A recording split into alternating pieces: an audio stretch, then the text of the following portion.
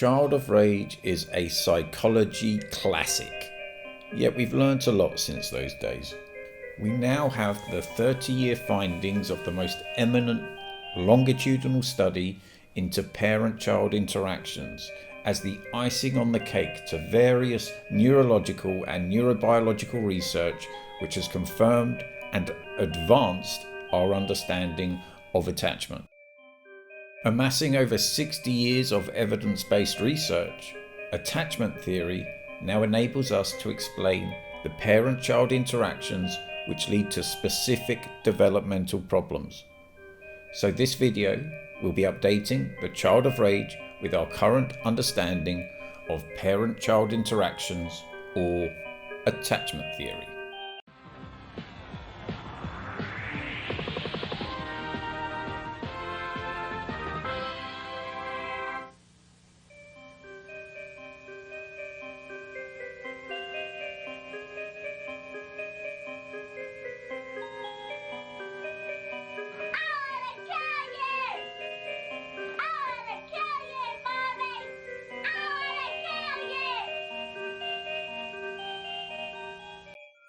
Are people afraid of you, Beth? Uh-huh. Who's afraid of you, Beth? John. Your brother. And what is your brother? Why is your brother afraid of you? Because I hurt him so much. Mm-hmm. Okay. And what at nighttime? What do your parents do to your door? Lock it shut. Why do they lock it shut? Because they don't want me to hurt John. Right. And they're kind of afraid of hurting John? Of you hurting John? Mm-hmm. Okay. Are they afraid that you might hurt them? Yep. Would you, Beth? Mm-hmm. When would you do it? Nighttime. Okay. Why would you do nighttime? Because I don't like them seeing me do it. But they can feel me do it. Mm-hmm. And what would you do to him, Beth? Stab him. Okay, so we now know that emotional development is nested in the attachment relationship. What I want to bring to your attention here is not so much the horrific and quite frankly terrifying things this child is saying, but the emotionless expression on her face as she describes such things as killing her parents and brother with a knife.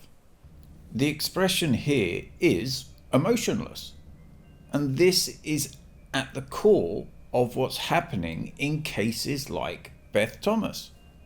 The emotional development of these children is severely restricted. So prior to this understanding, personalities which displayed a serious or grotesque lack of emotional expression, or even experience of emotion, those personalities were described as psychopaths or sociopaths. That's what these people were called in the early to mid-1900s. Think a bit about how emotions are our motivations to do things, but they're also our motivations not to do things. They keep us from doing things. Sadness, regret, remorse, the sympathy of feeling someone else's pain, especially someone who we care for, they keep us from performing actions which would be detrimental to ourselves, but also our environment. Emotions, by regulating our behaviour, by extension, regulate the social environment.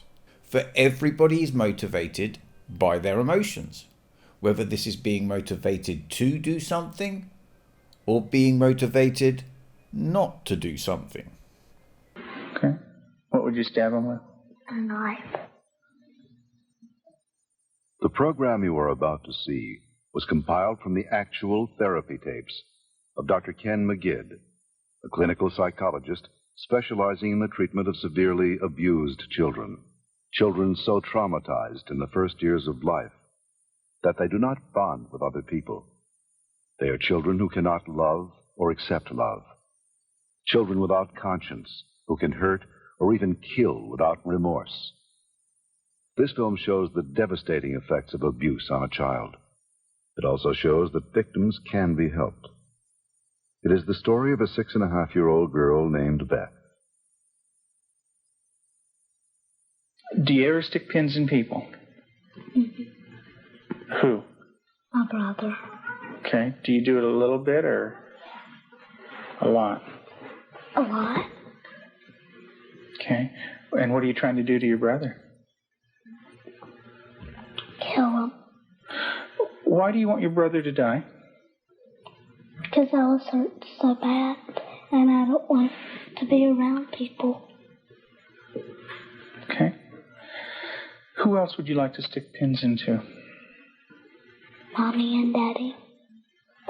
What would you like to have happen to them? Die. Jesus couldn't have lived to save Israel, yet he chose to die to save the world. Tim is the minister of a small Methodist church in the South. He and his wife Julie have been married for 12 years. Jesus didn't say so. Unable to have children of their own, they decided to adopt. In February of 1984, they received a call from the Department of Social Services telling them they had 2 children available for adoption. They were told that Beth, 19 months old, and her brother Jonathan, 7 months old, were normal and healthy. We did not need children to make our lives complete. We felt secure in ourselves and secure in our relationship, but we wanted to share that with somebody else, and we felt like we had a lot to pass on to a child, and that was what we really wanted to do. And when the phone call came, it was like, at last it's here. It seemed like a miracle. It had happened so quick. We'd heard of couples having to wait 5-10 years on a child, and here we had 2 young children. It was like the answer to our dream. Their dream became a nightmare when they realized that Beth and Jonathan had severe emotional problems. Just a quick highlight here. Both Beth and Jonathan are reported to have severe emotional problems. So whatever has happened to them up until this point has led to experiencing serious forms of emotional dysfunction. We had the kids with us, Beth and her younger brother John, for probably a couple of months until we began to learn something about their background and their past. And when we learned it, some things seemed to fall in place about her behavior and John's behavior.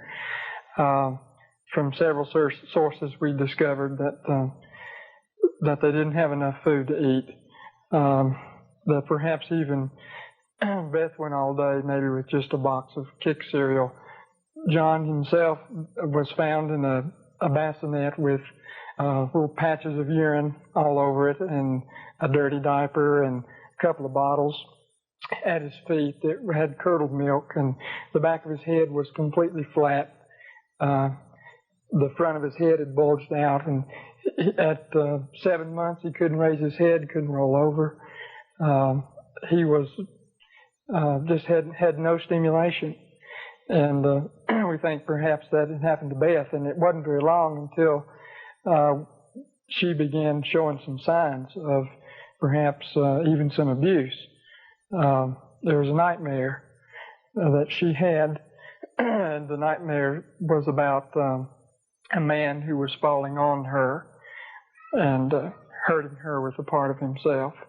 We just heard one of the adopting parents stating that shortly after they adopted the children, Beth had a reoccurring nightmare in where a man was falling on her with a part of himself. So the memory in question is a reoccurring nightmare which was interpreted by the parents as maybe meaning she had been grossly mistreated by her birth father.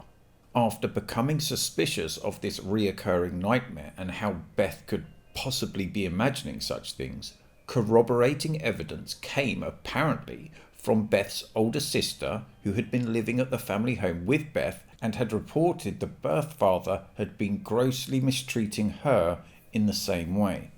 The time frame in question is when Beth's mother died shortly after giving birth to her brother Jonathan through birthing complications which are rumoured to have been associated with domestic violence.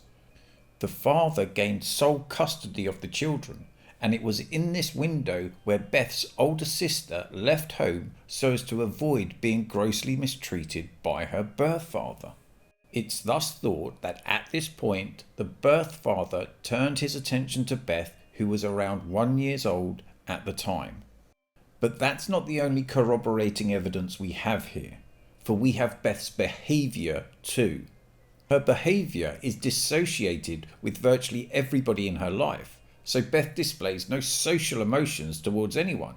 Yet, as you will see, she is compulsively interested in the idea of father, and the feelings of which she can be seen psychologically wrestling with to gain composure once they have been experienced.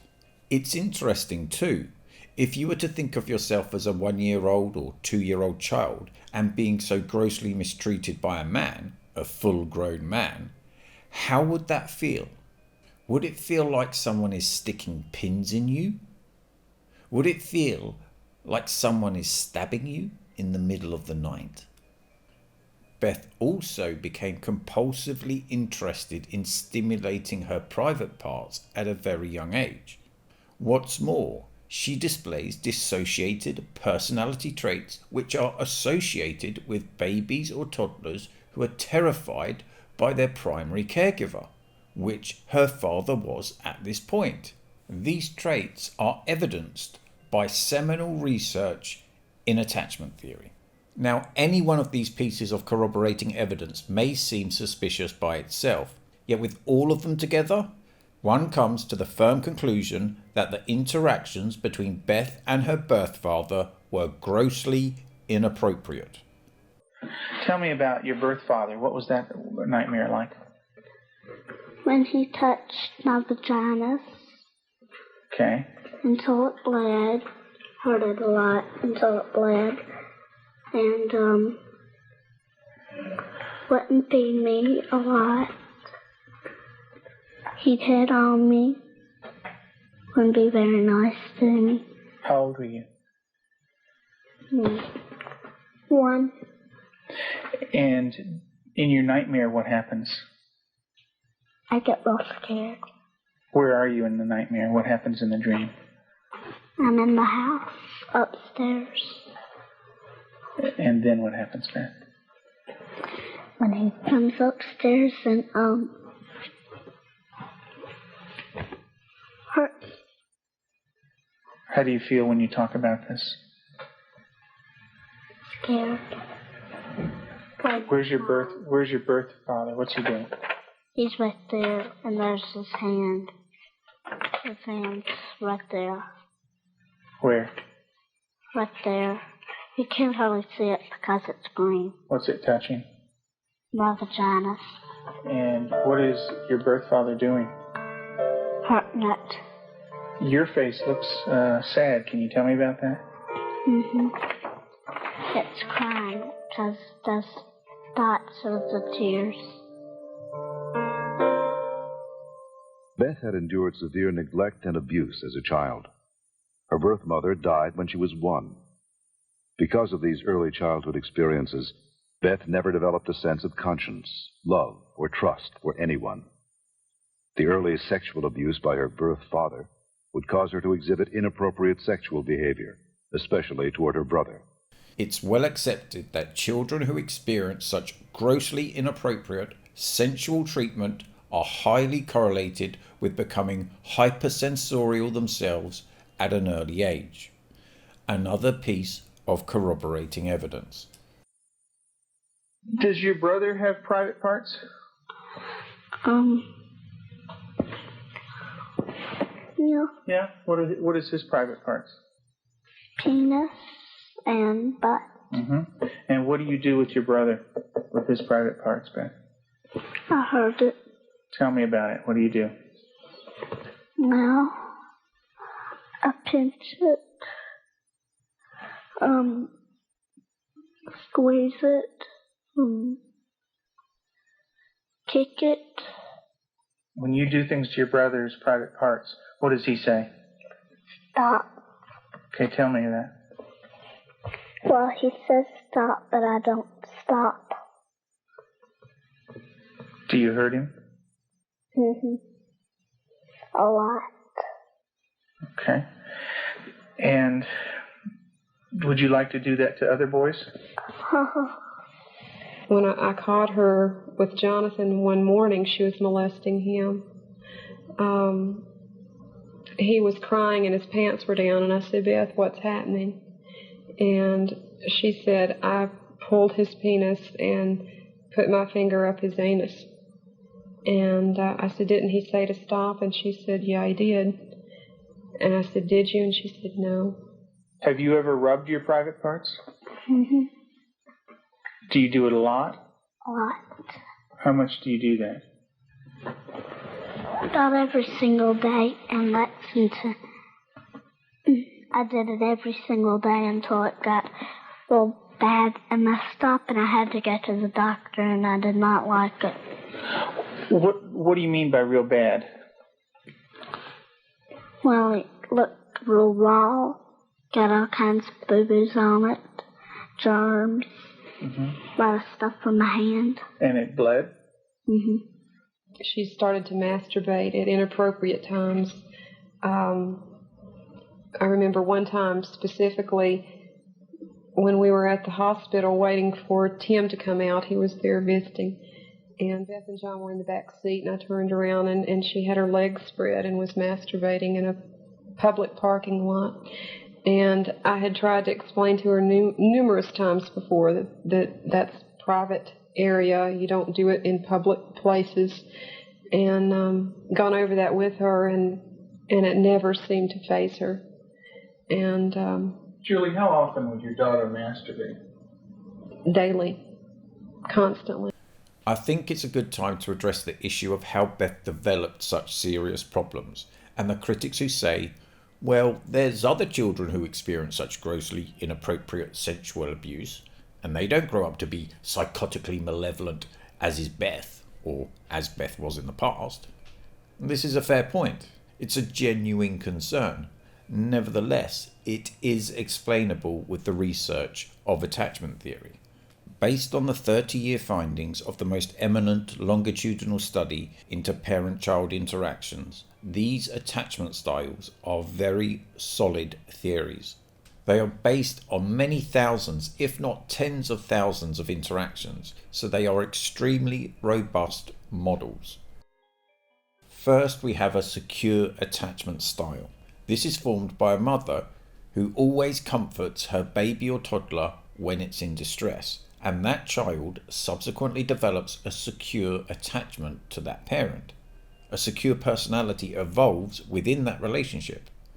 Some hallmarks of a secure attachment are that a baby or toddler readily takes comfort in its mother's arms and is easily settled by her affection. Secure personalities are comfortable with intimate relationships based on trust. Second, we have a resistant attachment style. This is when a mother inconsistently comforts her child when it's distressed, comforting her baby or toddler sometimes, but not others. These children are known to develop a clingy style of personality. This is thought to be because they're unsure as to if they receive attention and comfort when they're distressed, so they anxiously seek to be as close to mother as possible all the time. And these children are shown to be more difficult to comfort than any other attachment style, spending much more time in mother's arms before they become settled. Resistant attachment styles are highly correlated with anxiety disorders as they mature into adulthood. Third, we have the avoidant attachment style. This type of personality develops when a mother consistently fails to comfort her child when it's distressed. Over time, the child gradually gives up expressing distress, yet experiments have shown that these children are the most stressed on a neurobiological level. They show the highest cortisol levels of any attachment style. These children are known to avoid social contact, choose isolation, and are highly associated with the development of conduct disorders as they mature into adulthood. Fourth, we have the disorganized attachment style. Now, this represents the most severe maladaptation of the attachment relationship. To understand disorganized attachment, we first need to understand the dynamic within the attachment relationship of where children are placed in fear and distress. These children will instinctively flee towards their mother or primary caregiver and seek contact comfort. That's the instinctive mechanism which human children have to reduce their stress. In the case of disorganized attachment, the mother or primary caregiver becomes the source of the threat for the child. Thus, such children instinctively want to flee the fearful, distressing situation and at the same time flee to their mother, who is the source of the threat. And this creates a psychological contradiction within the child that cannot be resolved. These children are known to dissociate their experience from reality and therefore develop the dissociative, more psychotic forms of personality disorders. This type of attachment style is shown to develop with parents who violate their children's boundaries. These children are extremely unattached to people in their life, yet can be overly familiar with strangers, and they're known to be superficially charming when they first meet people, yet they do not manifest long-term intimate relationships. They are highly correlated with conduct disorders and dissociative personality problems as they grow into adulthood. So back to Beth's case and how it was so severe. When Beth was in a most intense phase of the attachment process, her mother died. This is classed as maternal deprivation, and this is the most severe form of maternal deprivation, where a child completely loses their primary source of understanding and interacting with the world. Such an experience alone creates serious developmental issues for children who suffer it. Yet for Beth, who was in the midst of this despair and mourning at the loss of her mother, she was then thrust into a situation where her primary caregiver was a father who neglected her all day and then treated her with grossly inappropriate sensual behaviour at night. So this means that in Beth's case, there were 3 of the most severe complicating factors for emotional development. First, you have the maternal deprivation from her mother dying. Second, then her biological father becomes her primary caregiver and neglects her all day, and this means she would have experienced the most severe symptoms of an avoidant attachment style. Third, he grossly mistreats her at night with sensorial violations and becomes the source of the threat to Beth, which propels her into the most severe forms of dissociative conduct.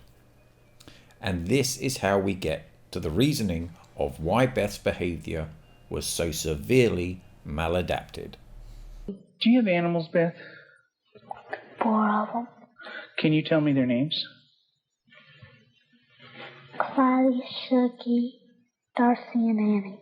And Daddy said a day ago that there was a stray cat who did not have a home, so Daddy was taking care of it and took it to the vet when he had his flight to go. And what do you do to the animals, Beth? Stick them with pins. Do you stick them a little bit or a lot? A lot. What are you trying to do to the animals, Beth? Kill them. What do they do when you stick them with the pins? Well, Annie cries. She's a dog. She got baby birds down out of the nest, and we thought maybe she was just curious. So we explained that she could hurt them, put them back, and went through a whole sitting down and talking to her about the problem of it. And the next day we went out to check the baby birds, and they were on the ground dead with their necks broken. Let's talk about what happened once when you were smaller, when you found some baby birds in a tree. What did you do then? I took them out. Mm-hmm. And what did Mom say to you? that the mother will not come back if somebody touches her baby. Mm-hmm. Are the baby birds kind of small? Can you describe them for me? Well, they don't have their eyes open, but they can hear me, and they look up. Are they kind of helpless? Little baby birds? Can they fly? No. Can they run away?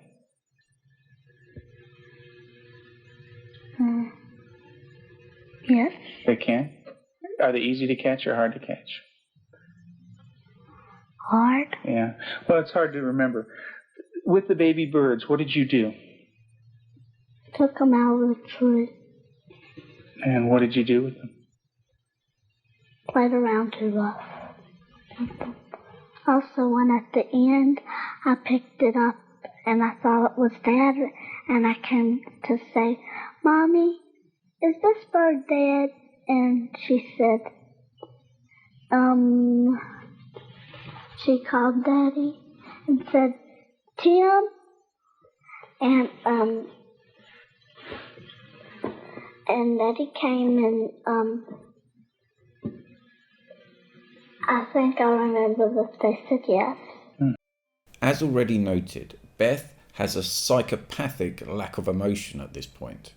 Even when she's talking about the most terrifying and horrific acts that she would do to people, her face is blank. It's little more than a quizzical notion to her that these things could be inappropriate and utterly wrong. Yet, have a look at this clip and see the intensity of emotion which Beth displays, and what subject matter is being brought to mind when she experiences this aberrant emotion. I picked it up and I thought it was Dad, and I came to say, Mommy, is this bird dead? And she said, she called Daddy and said, Tim. And Look at that.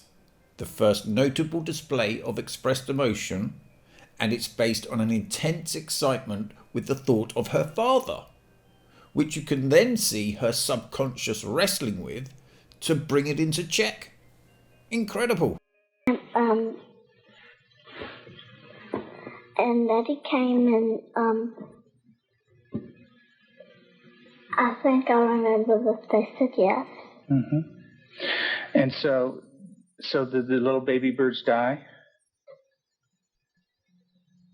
I don't know.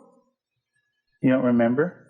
I just remember that I think I remember that Mommy and Daddy said the last bird we got was dead. Mm-hmm. Do you know what Mom said to me? She said that all of them were dead. Did you squeeze them? Did Baby Beth squeeze them? You're doing a good job, honey. Go ahead and tell me what happened. I squeezed them. And what happened? They died.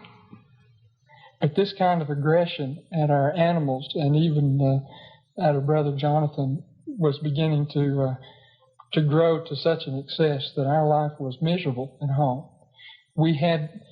John would cry in the mornings and say his stomach hurt. For the longest time, we thought maybe this child has some problem with his intestinal area, or maybe he has allergies, and so we tried to get all that checked out. Come to find out, Beth was coming out of her room and hitting him in the stomach. And so as a last resort, just to protect him, we had to tie our door shut. So I guess for the last 3 or 4 months now, we've had to tie her in at night, sort of barricade her. The repercussions of Beth's tragic childhood led to uncontrollable rage. Despite the love and nurturing of her adoptive parents, she took this rage out on herself, on her brother, and on them. Her acts of violence became more and more cruel and frightening. Well, I noticed several, like paring knives in the kitchen, missing. And my first thought was Beth. And I felt a little guilty about it at first. I thought, no. But I really didn't even mention it to her. They had been gone several weeks. She was sitting at the table drawing, and mentioned to me, "What do those knives look like that are gone, Mom?" And I said, "What knives, Beth?" And she said, "Weren't they kind of silver and about this big?" And I knew then, and then this little smile that's not a sweet smile, but a malicious type of smile. And I knew then, I thought, she's got them. Tell me about the knives. Where did you get them? From the drawer. And where else? Do you remember? Mm-hmm. Tell me about it. I got them from the dishwasher. What kind of knives?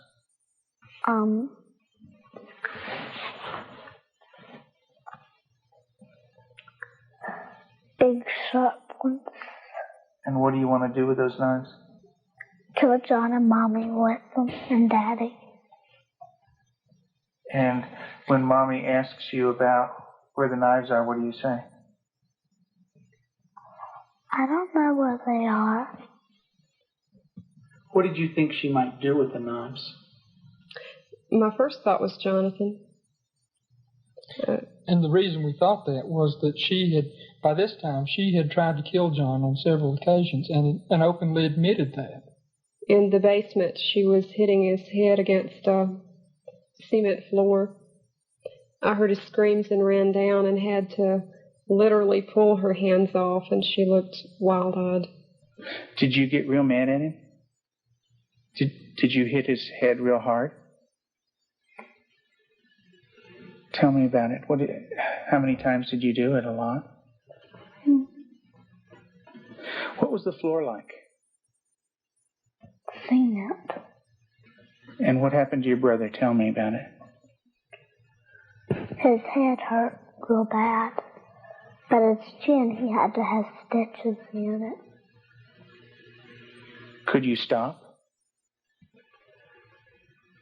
Use your words, Beth. No. Okay.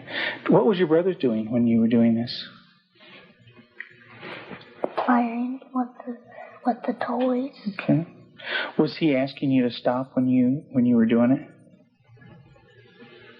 What was he saying? He said, "Beth, stop." And what did you do? I didn't stop. I just kept on hurting him. What were you thinking when you were doing that? Thinking of killing him. How did you stop? What made you stop? When I heard Peter walking across the kitchen. Mm-hmm. It made me stop because I thought Mommy and Daddy were coming. Okay. Did Mommy come? What did she do? She sent me to my room. Okay.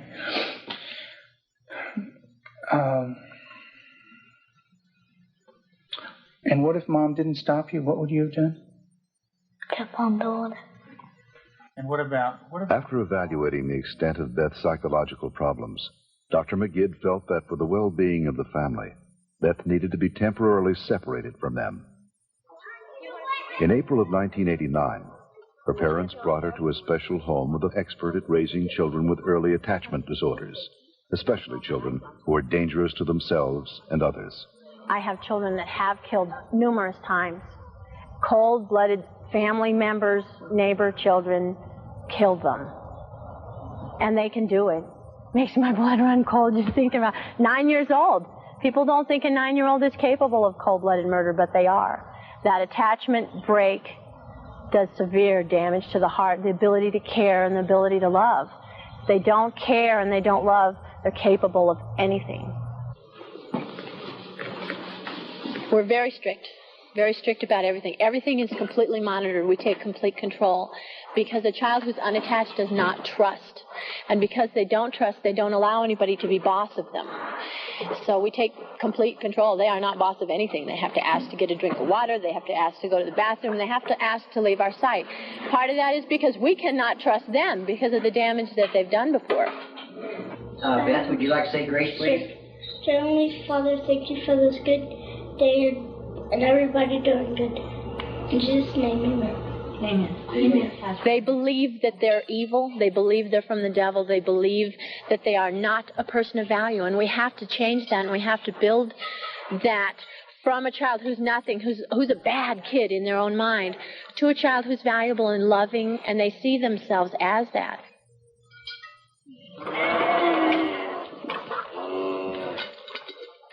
You don't have to bite this. When they do a chore well, we can say, you did a good job, you're a good worker. And then it just builds that self-esteem little by little so that they change the way that they see themselves. Look at this. A girl which was effectively flat, with hardly any emotional expressions whatsoever, is now clearly displaying joy in feeding animals. That is a Duchenne smile, a proper smile. A smile of gladness and joy. Several months into treatment in this controlled environment, Beth had made progress, and her therapist decided to loosen some of the controls. Anybody wants some more? I've seen that. Beth continued to show signs of improvement. She began to develop a sense of right and wrong. She seemed to respond to affection, was more outgoing. Gosh, I don't have to like. She went to public school, made friends at the local church, and even sang in the choir. And you're going to go into Sunday school again this morning? Yeah. And get stickers? Maybe you could put one on your nose. Through the years you made it clear that the time of Christ was near, though the people couldn't see what Messiah ought to be. Though your word contained the plan, they just could not understand. That's Elijah. Mm-hmm. Yeah, it's a beard. See his beard. There's his nose, and that's his... Oh, I see. Yeah, see his beard is kind of flowing in the wind and everything. Elijah taken up into heaven, the fiery chariot. Huh? Well, that's Elisha. That's the other prophet that took Elijah's place. And he was left, and there's Elijah, you know. And he learned about sheep, and the Lord is my shepherd. Mm-hmm. March 3rd, you just got that yesterday, huh?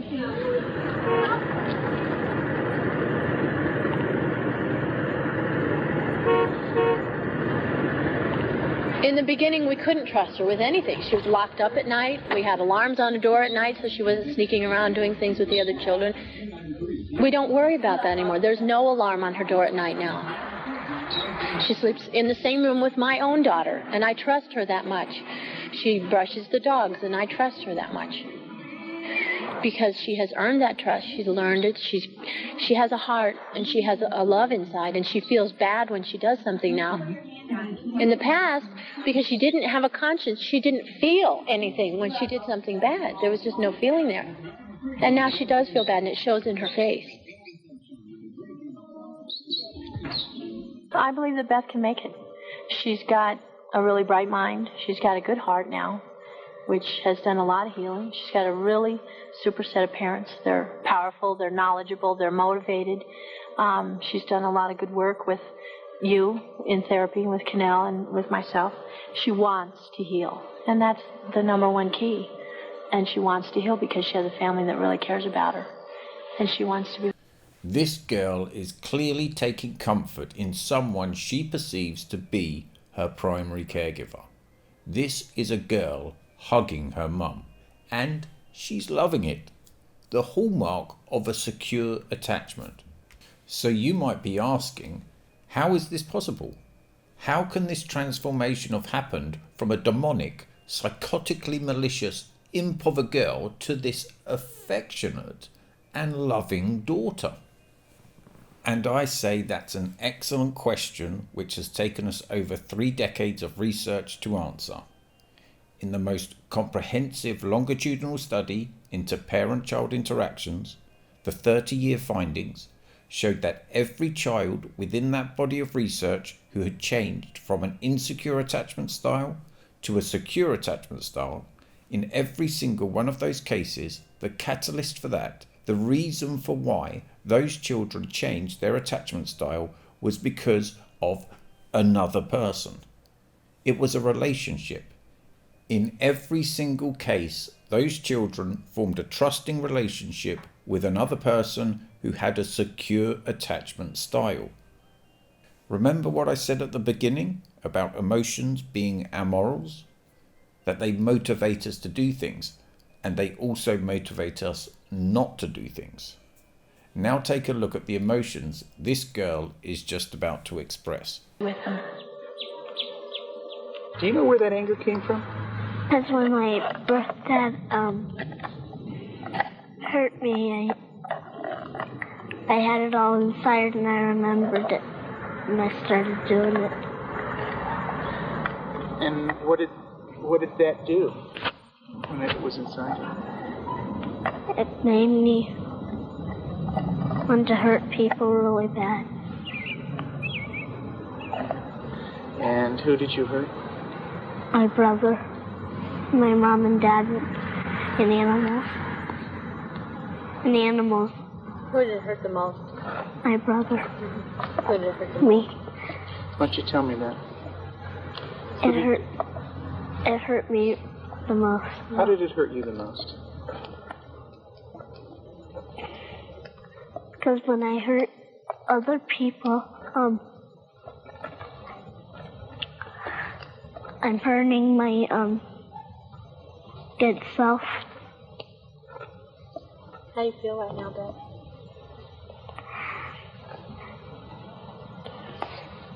Sad. It's kind of tough to talk about, isn't it? Yeah. Wow. What a transformation.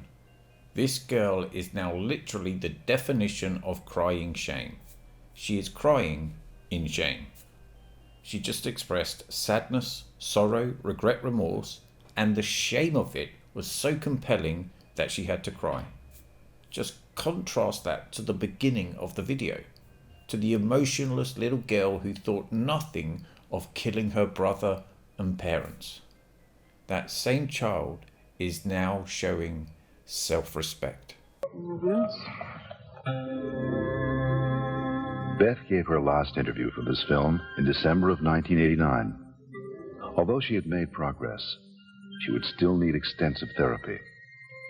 Not all abused children are as deeply scarred as Beth, but all abused children suffer a profound hurt for the rest of their lives. The road to recovery is long and hard for the abused child. There are more than 1 million new victims of child abuse in America every year. Here are some more findings from the longitudinal study I mentioned earlier. For those who suffered physical neglect, 54% of them manifested 2 or more psychiatric conditions by the time they were in their late teens. For those who suffered physical abuse, 60% of them manifested 2 or more psychiatric conditions by the time they were in their late teens. For those who suffered sexual abuse, 73% of them manifested 2 or more psychiatric conditions by the time they were in their late teens. For those who suffered emotional neglect or psychological unavailability, 73% of them manifested 2 or more psychiatric conditions by the time they were in their late teens.